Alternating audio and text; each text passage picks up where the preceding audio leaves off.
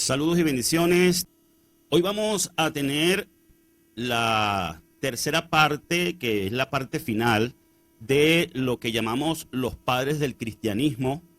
Ya hemos hablado acerca de lo que son los padres apostólicos, los apologistas, y vamos a hablar hoy de de los que son conocidos como los padres de la iglesia. Repito, para nosotros todos son padres del cristianismo. Y hoy vamos a hablar entonces de este tercer grupo para concluir con este grupo de precursores del cristianismo, los padres de la iglesia. Aunque los padres de la iglesia abarcan desde el siglo IV hasta el siglo VIII, no vamos a hablar sino de los que fueron más relevantes en el siglo IV. Como hemos dicho en reiteradas ocasiones, el cristianismo nace, la iglesia cristiana nace oficialmente en el Concilio de Nicea del año 325, y vamos entonces a hablar de estos relacionados con esta fundación o constitución oficial de la iglesia, y del siglo IV y principios del V en adelante, ya eso es profundización del catolicismo que se conoce hoy y realmente no forma parte de nuestro interés en el estudio. Creo que con lo que hemos visto acerca de los padres apostólicos, los apologistas y lo que veremos hoy acerca de este grupo selecto de llamados padres de la iglesia, es suficiente para el propósito de esta serie. Así que vamos entonces a iniciar con el documento que dice que los padres de la iglesia surgieron después de los padres apostólicos. No tuvieron un contacto directo con los apóstoles. Este es un dato muy importante. Se dice de los padres apostólicos que sí, algunos de ellos tuvieron contacto directo con los apóstoles, mientras que otros lo tuvieron con discípulos de los apóstoles. Bueno, estos padres de la iglesia estuvieron distantes en tiempo con relación a los padres apostólicos y muchísimo más con relación a los apóstoles. Pero se basaron en las enseñanzas de los padres apostólicos. Y esto es importante señalar que el tema de la enseñanza es como un río. En la cabecera del río, en el naciente del río, el agua es pura y cristalina, y mientras va en el cauce descendiendo en su curso hacia el mar, hacia desembocar en el mar, pues arrastra sedimentos y se va transformando en un agua ya no tan limpia y pura como en la cabecera. Lo mismo ha sucedido con lo que fue la enseñanza limpia, pura, genuina, verdadera, que impartió el Mesías Yeshua, y heredaron sus apóstoles y fueron delegados por el Mesías para llevar este mensaje desde Israel a las naciones, y es entonces con los llamados padres apostólicos que ya comienza a rodar esa agua pura de la enseñanza, comienza a circular por el cauce histórico y se va contaminando poco a poco y progresivamente, y ahora estamos en el punto de la historia siglo IV, donde encontramos a unos personajes de origen gentil, creyentes, que representan lo que nosotros definimos como el protocristianismo y que van a dar a luz lo que es la iglesia cristiana y el cristianismo oficial. Entonces, ellos se basaron ya no directamente de la enseñanza de los apóstoles, sino de la enseñanza de los padres apostólicos. Esto es importante de resaltar. Su base principal fue la enseñanza de los padres apostólicos y además en las escrituras para desarrollar la teología cristiana. Es decir, su principal fuente fue la enseñanza de los padres apostólicos y la interpretación particular de los llamados padres de la iglesia, de la escritura, siempre pues con los anteojos, con los cristales, con los lentes de la enseñanza sistematizada o sistemática que comenzaron a implementar los llamados padres apostólicos. Entonces aquí dice que sistematizaron las doctrinas de la fe y defendieron la iglesia contra las herejías y los ataques externos. Bueno, cuando se dice la iglesia se debe entender como la iglesia gentil, la comunidad de creyentes de origen gentil, que todavía pues no se conocía como iglesia cristiana de manera oficial. Pero estos también entonces profundizaron la sistematización o la teología sistemática que se conoce dentro del cristianismo.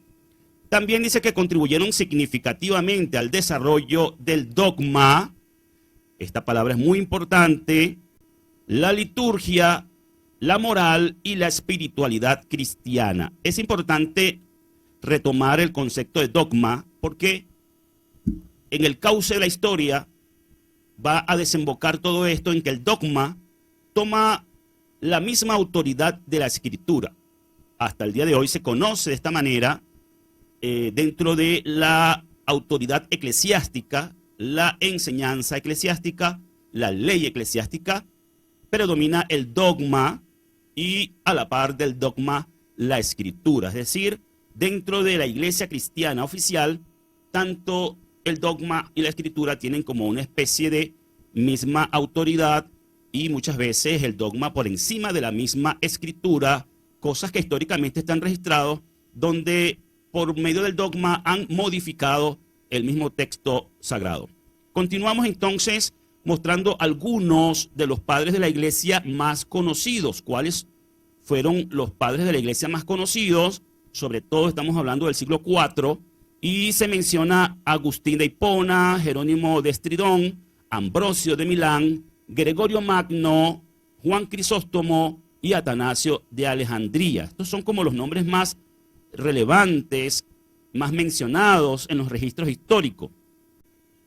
Ellos jugaron un papel crucial en la formación del cristianismo tal como lo conocemos hoy. Los padres de la iglesia fueron figuras cruciales en el desarrollo del cristianismo. Su labor abarcó la defensa, la explicación y la sistematización de la fe cristiana, sentando las bases del pensamiento teológico y la doctrina que se conocen. Ellos fueron entonces los que echaron las bases, los cimientos de la doctrina que hasta hoy se conoce dentro del cristianismo.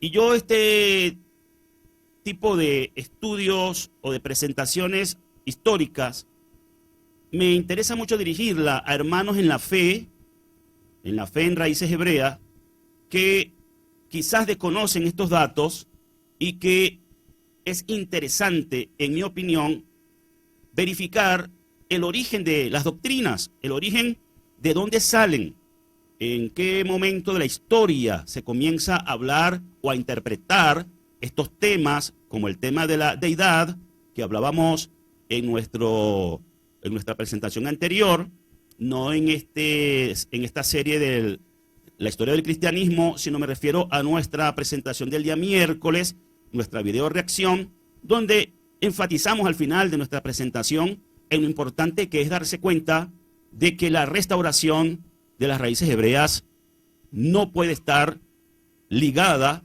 a las doctrinas establecidas por los padres del cristianismo o por los padres de la iglesia. Fueron ellos los que sentaron las bases del pensamiento teológico y la doctrina que se conoce hoy en el cristianismo.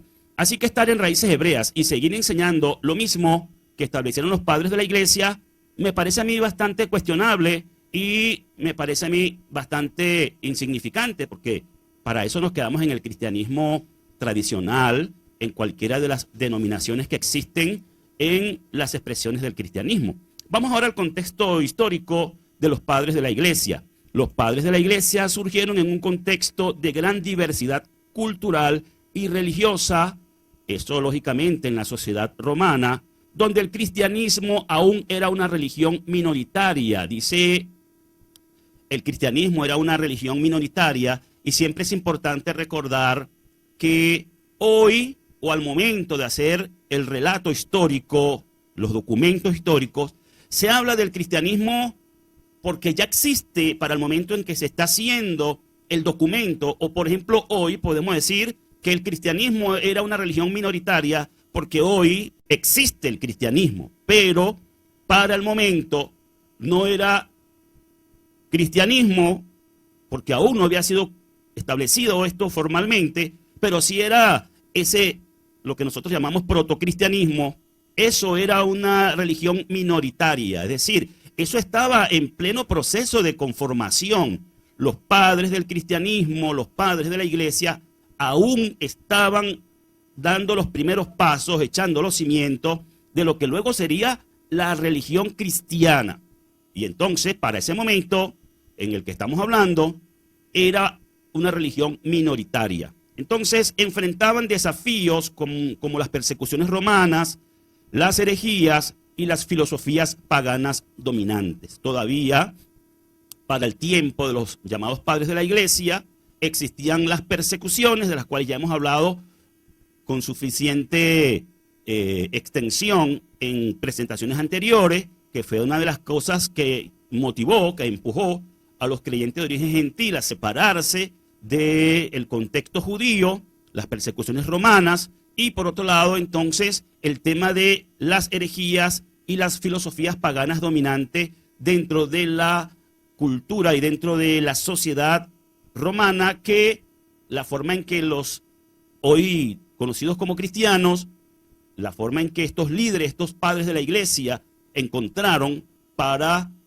refutar estas llamadas herejías del paganismo, fue desde la misma filosofía griega, denominando, como ya hemos visto en los capítulos anteriores, denominando a su enseñanza, que hoy conocemos como cristianismo, como una filosofía superior, la máxima expresión de la filosofía. Entonces, ahí es como se va conformando y forma parte de los cimientos esenciales del cristianismo este contexto grecorromano. Es el contexto histórico en el que se desenvolvieron estos llamados padres de la iglesia, y vamos a ver las principales características de sus enseñanzas, de su ministerio.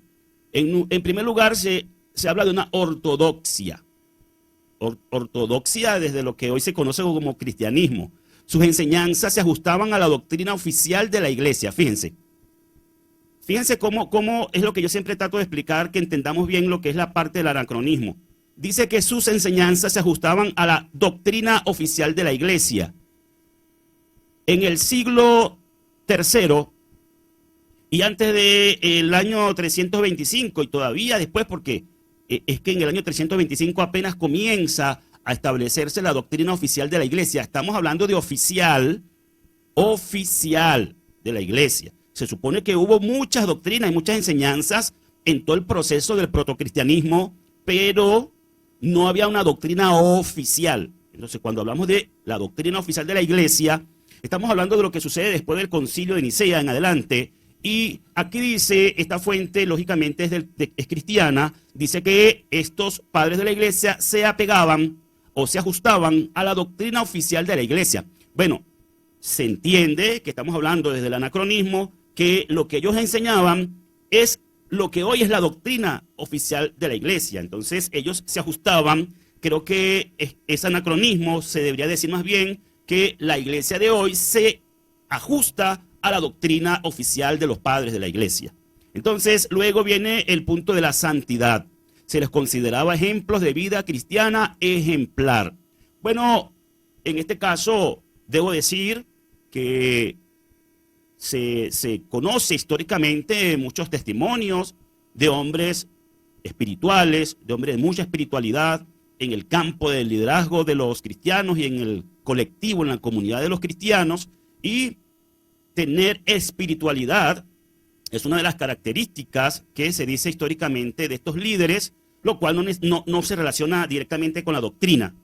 Una cosa es tener espiritualidad, ser gente piadosa, ser gente de pronto temerosa de Dios, gente de oración, gente de búsqueda de la comunión con Dios, de ejercicios espirituales como la oración en el ayuno, la vigilia, etcétera. Todo ese tipo de cosas que son devocionales, pues se puede reconocer que estos hombres tenían ese tipo de búsqueda según las fuentes históricas, y eso no significa que tenían la sana doctrina o que tenían la doctrina de la iglesia llamada iglesia primitiva. Hay que separar el tema de la doctrina con relación al tema de la espiritualidad. Luego viene el tema de la antigüedad. Dice que su actividad se desarrolló durante los primeros siglos del cristianismo.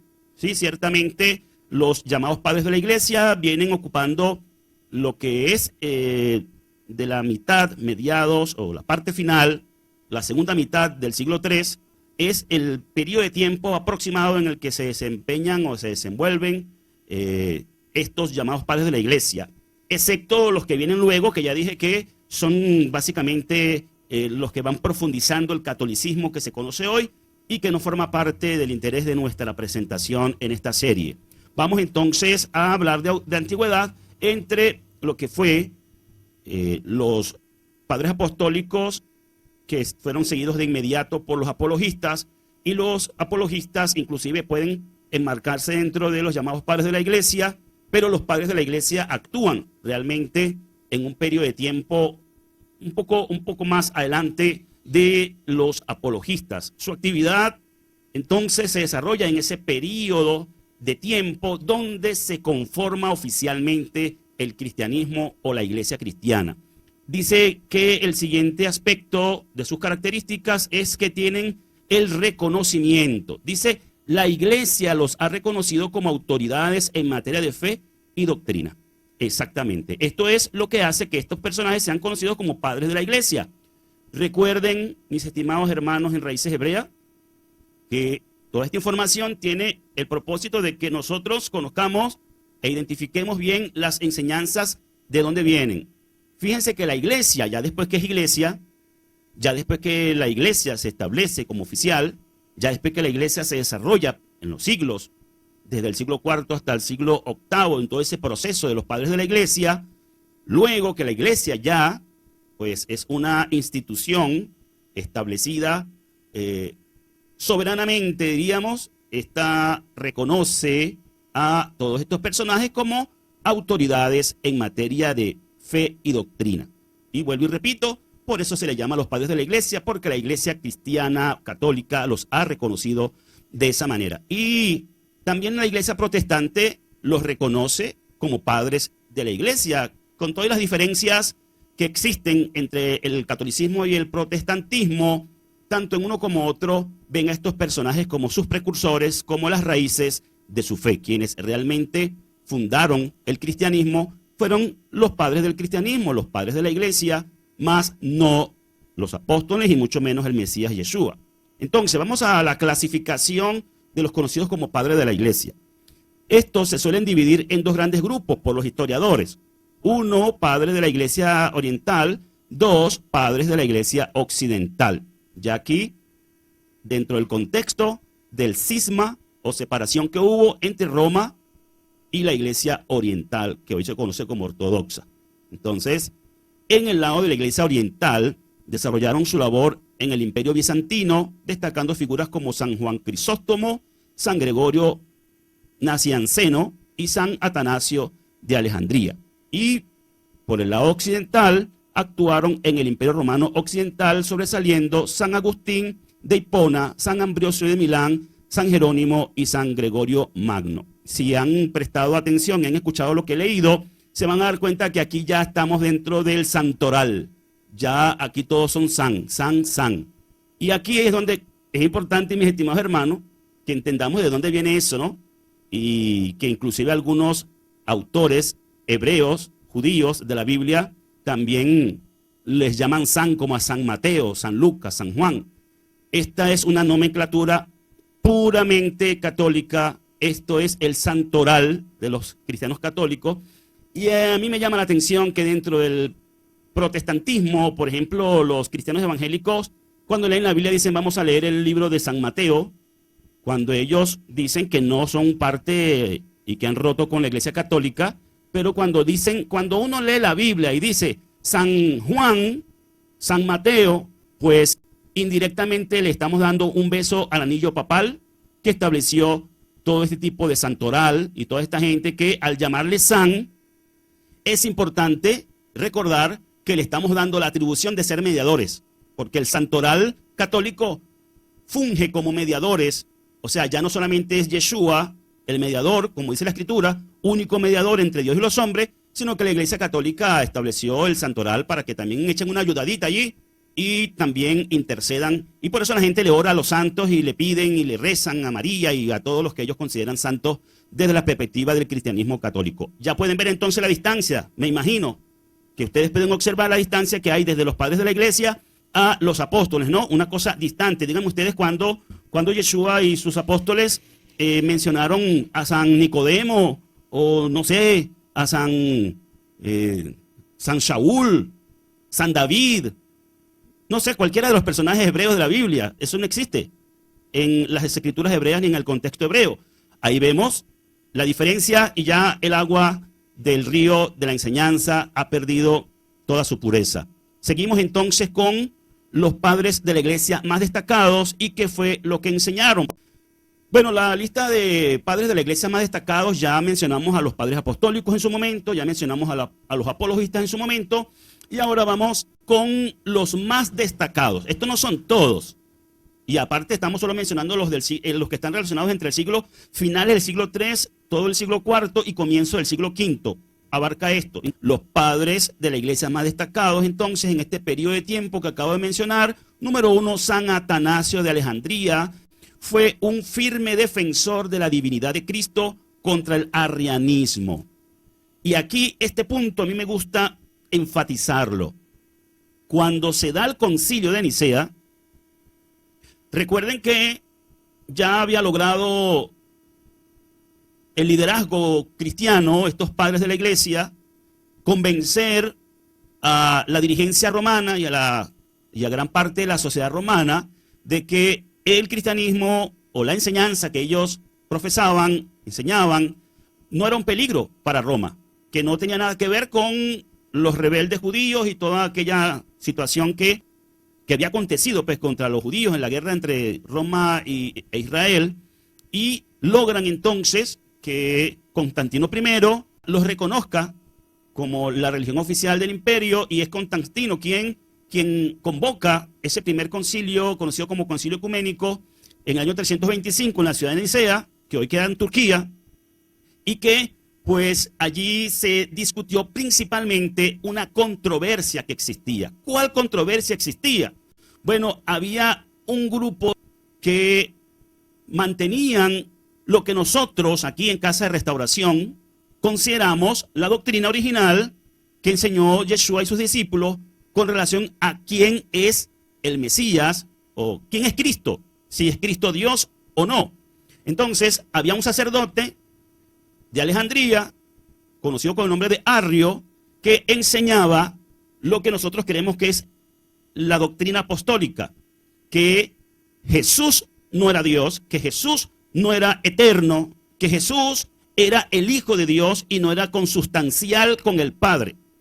Pues eso para estos padres de la iglesia era una abominación y era una gran herejía, lo que sigue siendo igual para los que mantienen esa doctrina de los padres de la iglesia hasta el día de hoy, que inclusive es sorprendente ver que dentro del mismo movimiento de raíces hebreas hay gente que sigue manteniendo lo que enseñaron los padres de la iglesia y lo que defendió Atanasio, al que llaman San Atanasio de Alejandría, lo defendió a capa y espada hasta la muerte, porque una de las cosas más terribles que ha manchado la historia del cristianismo es el fusionarse con el terrible imperio romano para excomulgar, para expatriar y para inclusive llevar a la muerte a quienes ellos consideraban herejes por no tener la misma doctrina.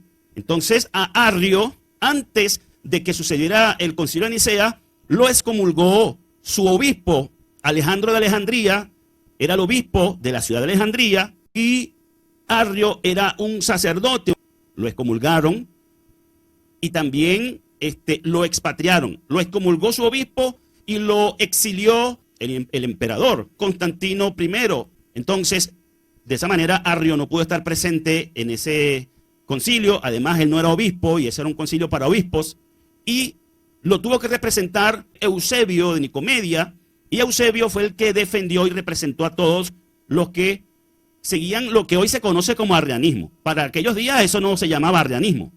Para aquellos días era simplemente una doctrina que tenía Arrio y no solamente él. Es más, no fue un invento de Arrio. ¿De dónde sacaría Arrio esa doctrina? ¿De dónde sacaría Arrio? ¿Será que era un nuevo viento de doctrina? Pues yo creo que simplemente Arrio mantenía una doctrina muy, muy antigua que yo considero apostólica. Entonces, la mayoría de este concilio de Nicea era de obispos occidentales y que estaban ganados al tema de la divinidad de Cristo. Yo más que la divinidad de Cristo hablo de la deidad de Cristo, porque hay una leve diferencia entre deidad y divinidad. Entonces, en ese concilio se discutió sobre la deidad de Cristo, y como la mayoría eran de esa tendencia de la divinidad de Cristo o de la deidad de Cristo, pues fue la que se estableció como oficial en la doctrina de la iglesia naciente del concilio de Nicea. Fue condenado el arrianismo, obligaron a Eusebio de Nicomedia, que fue el representante defensor del arrianismo en ese concilio, a firmar. Bueno, si no firmaba, lo mataban o lo excomulgaban o lo que hacían en aquel entonces por no creer lo mismo de la doctrina oficial. Ahora pasa a ser la deidad de Cristo doctrina oficial del cristianismo. ¿Se dan cuenta cuándo? ¿Cuándo es que se hace oficial? En el concilio de Nicea. Y bueno, así entonces es como se van dando los pasos para lo que hoy se conoce como la doctrina de la Trinidad. Pero ni Arrio ni Eusebio se quedaron con los brazos cruzados, ni los creyentes de lo que hoy se llama arrianismo, que realmente es unitarismo. Yo voy a aprovechar de decir nuevamente, recuerden que hoy todavía persisten desde aquellos siglos diferentes corrientes de pensamiento, de interpretación de la Escritura, y una es la que nació aquí, o se dieron los pasos aquí para conformarse, el trinitarismo.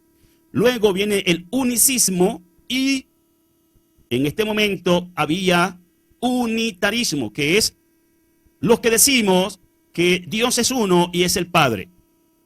Esa es la diferencia. El unicismo dice Jesús es Dios y es el único Dios. El unitarismo dice el Padre es Dios y es el único Dios. Entonces, así es como se reconoce la obra de Atanasio de Alejandría. En todo esto es el que logra que sea condenado, es el que dirige todo el debate en contra de lo que hoy llaman arrianismo, y hace que esto sea aceptado por Constantino I, que es realmente quien toma la decisión, porque déjenme decirle que, según los historiadores, esta discusión del concilio de Nicea no duró 2 días. Eso fue una discusión larga, y discutían y discutían y discutían, y no llegaban a un acuerdo. Entonces Constantino, molesto, fue el que decidió finalmente darle la razón a los que eran la mayoría de la asamblea, que eran los que hoy se conocen como trinitarios. Y así es como queda oficializado el credo niceno. Y es cuando yo llamo a mis hermanos de raíces hebreas: vean el credo niceno, vean lo que decía Atanasio, vean cómo termina inclusive el credo maldiciendo a los que hoy llaman arrianos, diciendo que sea maldito todo aquel que diga que hubo un momento en el que el Hijo no existió. Bueno, revisemos todo lo que tiene que ver. Eso es mucha historia que hay en torno al tema del concilio de Nicea, y eso estaba ligado inclusive a persecuciones y a excomuniones y a exilios, inclusive hasta muertes. Muchos muertos hubo por todo esto del tema de la guerra entre unitarismo o unitarios y trinitarios, porque en la historia vamos a encontrar que luego la cosa se volteaba. El tiempo pasaba, seguían las discusiones, y un tiempo eran los trinitarios que estaban dominando, aliados con Roma, y otro momento eran los unitarios que, cuando se cambiaba de emperador en Roma, pues ese emperador favorecía a los unitarios, y así hubo una larga historia. Esto es larguísimo. Yo les invito a que busquen en YouTube las historias o los registros históricos que cuenta el judío Mario Samán, y van a encontrar muchísima información de todo ese tiempo, bien relatado y bien especificado, que pues aquí no hay espacio de tiempo para yo mencionar todo eso. Seguimos con el número 2, que es San Basilio de Cesarea. Dice que fue conocido por su defensa de la Trinidad, y aquí estamos viendo que es uno de los que luego del concilio de Nicea se hace defensor de la Trinidad, y su papel en la formulación del credo niceno. Este hombre estuvo allí activo con el tema del credo niceno, es uno de los coautores del credo niceno. También es famoso por su vida monástica y su influencia en la liturgia. Sigue San Gregorio de Nacianzo, teólogo y poeta, conocido por sus contribuciones a la doctrina de la Trinidad. Vean cómo aquí la doctrina de la Trinidad, desde Atanasio en adelante, es como el lema, el texto lema, la doctrina lema, la base y fundamento de la verdad, el baluarte del cristianismo, la Trinidad. Y por sus sermones elocuentes también fue un defensor del cristianismo ortodoxo. Se dice San Gregorio o de Gregorio de Nacianzo, así como de Atanasio, que eran muy elocuentes, y bueno, esa fue una de las cosas que los ayudó a imponer su criterio en el Concilio de Nicea. Seguidamente, San Agustín de Hipona, y yo estoy diciendo San porque estoy leyendo literalmente el texto, pero ya ustedes saben de dónde viene la palabra San, ¿verdad? Agustín de Hipona, aproximadamente 354 al 430, y aquí entró en el siglo V, y dice, uno de los teólogos más influyentes de la historia del cristianismo. Sus obras, como las Confesiones y la Ciudad de Dios, han tenido un impacto duradero en la teología cristiana y la filosofía. Enfatizó la importancia de la gracia divina para la salvación, desarrolló la doctrina del pecado original, reflexionó sobre la relación entre la libertad humana y la gracia divina, y presentó una visión de la historia como una lucha entre la ciudad de Dios y la ciudad terrena. Este sí abarcó bastante en el ámbito de la teología y de la escritura, y es bastante influyente en el aspecto de la doctrina. Luego tenemos al que conocen como San Jerónimo.